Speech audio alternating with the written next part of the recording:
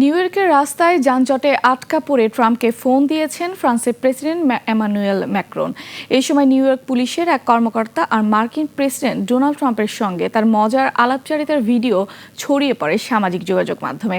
ট্রাম্পের সাথে কথা বলতে বলতে তিনি আরও প্রায় 30 মিনিট রাস্তায় হেঁটে এগিয়ে যান। কথা বলে গাজা ইস্যু নিয়েও বিস্তারিত আফসান নীলার রিপোর্টে।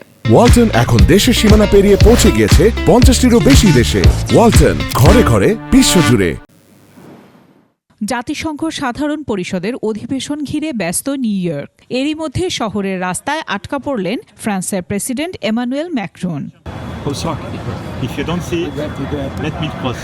অধিবেশনকে ঘিরে মার্কিন প্রেসিডেন্ট ডোনাল্ড ট্রাম্পের গাড়িবহর যাওয়ার কারণে রাস্তায় ব্যারিকেড বসায় পুলিশ। সেখানে আটকা পড়ে ম্যাক্রোর গাড়ি। এ সময় ফরাসি প্রেসিডেন্টকে নিউ ইয়র্ক পুলিশের এক কর্মকর্তা বলেন, স্যার, আমি দুঃখিত, সব এখন বন্ধ আছে, একটি গাড়িবহর আসছে।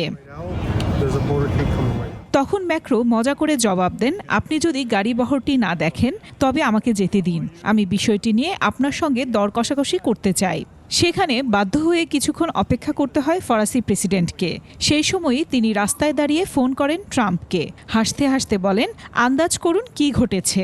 আমি রাস্তায় দাঁড়িয়ে আছি কারণ সবকিছু আপনার জন্য বন্ধ হয়ে গেছে।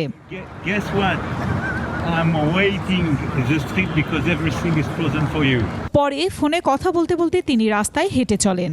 এরই মধ্যে ম্যাক্রো ট্রাম্পকে জানান গাজা পরিস্থিতি নিয়ে কাতারের সঙ্গে আলোচনার পাশাপাশি তার সঙ্গে একটি ছোট বৈঠক করতে চান। এই আলাপ বেশ ঘনিষ্ঠ আর উষ্ণ ছিল বলে জানিয়েছেন ফরাসি প্রেসিডেন্টের ঘনিষ্ঠ একজন। আফসানা নীলা, ডেস্ক রিপোর্ট, 21 টেলিভিশন।